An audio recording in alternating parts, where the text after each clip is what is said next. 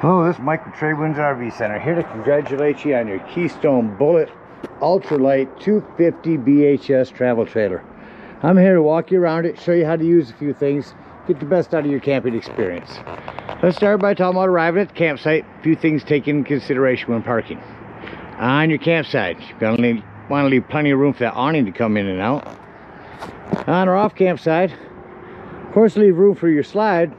But I also want you to think about where your power and water connections are going to be. Your power is going to plug in almost all the way to the rear here. On your off-camp side or your driver's side of your tow vehicle. And then your power connection docking station is all going to be up here in your front storage area. So park accordingly so you can utilize the facilities at the campsite. Once we arrive, unhook our hitch. First thing we do is level our unit. The unit comes with a night docking light should you arrive at night, and a power tongue jack, retract to lower, extend to raise. Now should you lose power, under this rubber stopper right here, we can take our hand crank, got this 3/4 inch hand crank, it'll go on that socket right there, and get this up and down should you lose power. Speaking of power, check your battery posts every now and then, make sure those haven't wiggled loose. Once we got our unit level, next thing we're going to do is stabilize it. Your unit comes with power stabilizing jacks. Controls are inside here. Before I run these down, I'm going to recommend stabilizing jack pads. Jack pads are going to protect the feet of your stabilizing jacks from dirt and debris and hot blacktop in the summer. And hit extend up here. Yeah, it'll keep them sticking in the blacktop in the hot summer.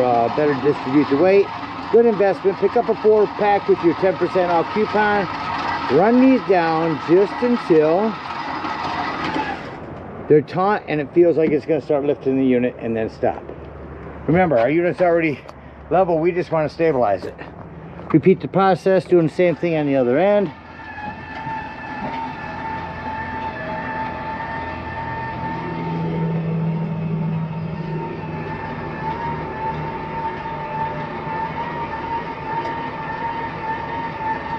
And you'll feel those. Once we got our unit level and stable, now we can hook up our power and water. Power cords. Ready to plug in now. These Furions, they come in at about 11 o'clock. Right there. And then turn it to noon. And then put on your gray washer. Get it lined up just right. And that'll lock that on there for you. Now, if you need to plug into a 110, in your convenience pack would be a 15 to 30 amp reducer. Get your power plugged up. Let's hook up your water. Again, your docking station's up here in the front storage area. First and foremost, a water pressure regulator. This water pressure regulator is going to reduce the water pressure to 40 to 50 psi, protecting the line in the unit. Always use this when hooking up your fluids because you don't know the water pressure at different campsites. At campsites, we're going to hook up to city water connection. Open that up, hook up your water pressure regulator, but don't turn on your water yet. Or hook up your hose to that, but don't turn on your water yet. Let's go find your hot water heater. Let's find your hot water heater. Behind your slide is your hot water heater, and all we're doing at this point, folks, is making sure our drain plug's back in here. Throw a little plumber's tape around there, not putty. Putty will gum up on you. Get that on there nice and tight. Once that's on there snug, we can go ahead and turn the hose on. Now, if your hose been on, why don't you go inside and open up your slides. Need you to open up your slides so you can get in there to all of your water taps and open up your lines. Get a nice steady flow of water going through them. Shut them back off. And then you're all set to camp at a campsite. Now, let's say we're going to go dry camping or boondocking. In that case, we're going to fill up our freshwater tank. No need for a water pressure regulator here. We can gravity fill this with a hose. 2 ways until it's full. One, there's an overflow valve right here. Or 2, on the inside where you check the levels of your black and gray tanks, there's also a freshwater button. Keep an eye on that water when you're filling it. Do not leave this unattended while filling it. Once it's full, remove the hose, put your cap on, And then whenever you want to utilize this water, you will turn on your water pump inside. Don't turn on your water pump and hooked up to city water. That's already pressurized. All right, we're all set up with power and water. Let me go ahead and walk you through the rest of the docking station here. Beginning here with our black tank flush. We'll talk about that when leaving the campsite and dumping our black and gray tanks. Again, our fresh water, city water. Here's where we'll put in our winterizing. To winterize, you will turn that to on, and you will bypass your hot water heater. Here's a spray port with a hose to connect to that. This will remove, and you can hook it up onto the back of the unit as well. This is satellite prep for a rooftop satellite plug-in and cable TV. And then again, our stabilizing jacks. You want to run your water lines down through here. Just open this up and run them through there. In our front storage area, got an access panel to our water lines. Also an inverter prep, smart solar controller charger. What this does is keeps your solar panels from overcharging your batteries, excuse me. Remember, these are not magnetic, they have clips. Continuing down our off-camp side, access to the back of our fridge. Hot water heater, power, black and gray tanks. There's an extra gray tank up front here.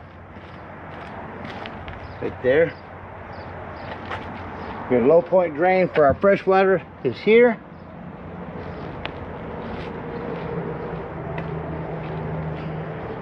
Storage around the back of your unit. You got a ladder, utilize it. Go up there a couple times a year, check the seams of your roof, and caulk as needed with recommended RV roofing caulk. KeystoneRV.com sells a camera for a backup camera for this unit. It's all prepped for that. If you've got a spare tire here, I recommend getting a cover for it. Keep that from dry rotting in the hot sun over camping. You got an awning. Outdoor kitchen area. The fridge up here, straps in for travel. Bring out your griddle. Tuck your hose down through the back, as you've got a LP quick connect right in there. Make sure you tuck that back up in there before you push this back. Lock that in as well. 110 out there. A couple outdoor speakers. You can put a TV outside. Here's your cable and satellite and 110s. A vent for your flue for your furnace. Make sure it's never blocked. Clear. Stay clear of it when you're running it. It does get hot. Front part of your pass-through storage. A light for docking light up top, and lighting in here. Your propane does come with a regulator. Simply point it toward the tank you wish to be using, lefty-loosey to open. And you've also got a battery disconnect. This would disconnect all the battery power to the unit. That'll come important later when I talk about your carbon monoxide and propane detector. And there's where you can plug in a solar panel to trickle charge your batteries. Well, it covers everything out here. Let's go take a look on the inside. All right, before stepping up into your unit, I want to show you do have adjustable feet, simply by removing this little cotter pin here. And to make sure that your door is all the way open, raising or lowering these feet, otherwise that will catch on it. First thing I can point out is your fire extinguisher. Make sure that you and everyone is camping with you knows the fire extinguisher is located by the entry doorway in case of an emergency. Immediately to the left of that is going to be your breaker box and fuses. Handful of 15s, a 10, couple 40s. Highly recommend having some of those with you when you go camping. And then to the left of that is going to be your 12-volt carbon monoxide propane detector. Again, the reason I mentioned that is 12-volt, always running off your battery. So if you are out dry camping, nothing plugged in charging your battery, nothing, no solar power, then if you're going to be gone for the day and you don't want this to run your battery down, use that battery disconnect. Alright, that brings us to our left, up to our control panel here. Turn on some lights. Ceiling in here. Our porch, which is going to be our awning light. Up top here, here's where you check your brand new battery. We've got your freshwater button. That's the one I said to hold down when you're filling up your freshwater. Black and gray tanks. All empty right now. Here, turning on your hot water heater. To the left for your gas, to the right for electric. Choose correctly, it does make a difference. Here's where you turn on a water pump when using that fresh water. Again, porch and ceiling lighting. Slide control, we utilize that when leaving. And then our awning. On your awning, you only want to run that out until you can see your flap fall down to 90 degrees. If you continue to hold that down at extend, it will run itself up past that point and start to run itself up backwards. Close the door now and tell you that slam locks work best when gently slammed. Now we're on to our AC here. There's your AC running, your furnace. Change your temperatures in there. Inside your bathroom, lights. 110 with GFCI reset. A little plumbing to maintain. Keep an eye on it. It's all PEX nowadays, but remember we are bouncing a house down the road. Want to keep an eye on things. Hand crank open exhaust vent here.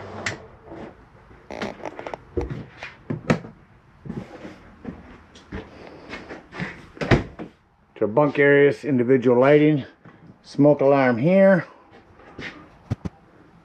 Storage and charging ports up there.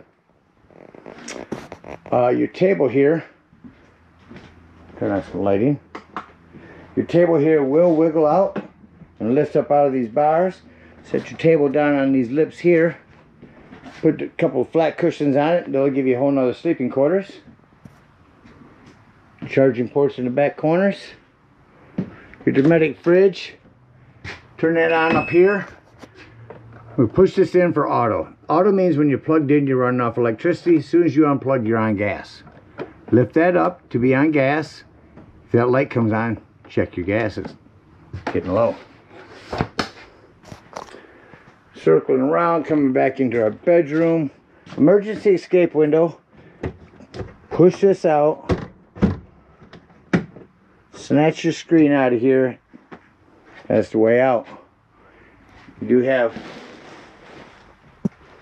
inverted outlets up top here. A hand crank open vent with no exhaust. Your prep for a TV here. There's the backing for it. Your 110 and cable up there. Lastly, you've got some storage underneath here. Your bedroom door. You do want to keep this slid open and snapped open for travel. That'll keep that from bouncing when you're going down the road. Coming into a kitchen, more individual lighting. We've got a pop-up power port. Push down, lift it up. Got a microwave, self-explanatory fan and light above our cooktop. Turn on our panel light. Rock this cooktop back. That gives us a nice backsplash. Turn this to light. Hit your spark here. When your gas is on, these will light here. Same thing on your oven. Just turn it to light. Hit your spark down here. That'll light your pilot light. Look underneath there and you'll see it. And then just turn it to your desired temperature. Rock that panel light down and it becomes an oven light. You'll have a 32-inch Insignia TV that goes in here. Just run a digital channel scan when you get to the campsites so you can pick up the local channels. The sound system. AM, FM, Bluetooth, USB, Bluetooth, auxiliary, AV, HDMI. Nice system. Dual zoned. Shut it off indoors. Have it on just outdoors. or both. Oops. And set that up there. And that about covers everything in here. Let's act like we're leaving the campsite and close the unit up. I like to start by shutting off all my lighting, and then any other lighting that I see out is all accent lighting.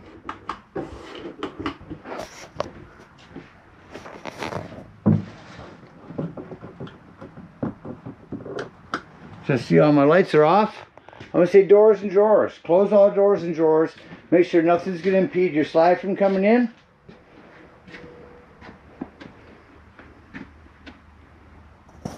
Come over to our control panel and just hit glide in.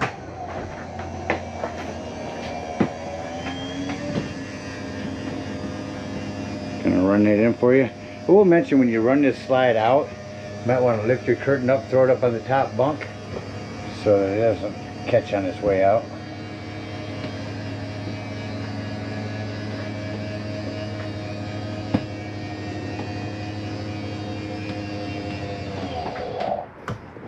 Alright, next at the unit. Again, the biggest thing on these steps, just make sure your exterior door is all the way open. We don't need that catching on anything. Set this inside. Turn this handle right or left, it doesn't matter. Whichever will release your lock. Set that in there. Before you leave the campsite, you're going to want to lock and deadbolt this door, lift and turn this handle. Alright, if we are out dry camping, we're going to come around, get up underneath our freshwater tank over here, and dump our freshwater drain. If we are at a campsite, we want to hook our power, our water, our cable, hook up our hitch, and head out up to the dump station. Our main dump with black tank is going to be right behind your tires on your driver's side of your tow vehicle. Probably going to want to start there. I like to dump my black tank first. The gray tanks will clean your hose out for you. So once you arrive, that 10-foot hose comes in your convenience pack. Hook that up and pull your black handle. Now go inside. Once this sounds like it's no longer draining, go inside, check your panel. If black looks empty, go ahead and leave that handle open. Grab the hose at the dump station. Hook it up here to your tank flush. Again, emphasizing leaving that black handle open. Turn that hose on, let it run for a good 5 minutes. That's going to wash all that nastiness out of your black tank. When that's done, remove your hose. Make sure all that washout that you just put in there has drained. Check your black tank, make sure it's empty. When it is, close that black handle and pull your gray handle. Now while your gray handle's draining, I like to go ahead and do two things. Come around to our campsite and open up our low point drains.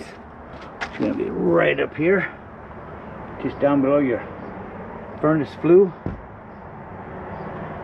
Once them are done, you don't want to leave hot water or water period in your hot water heater.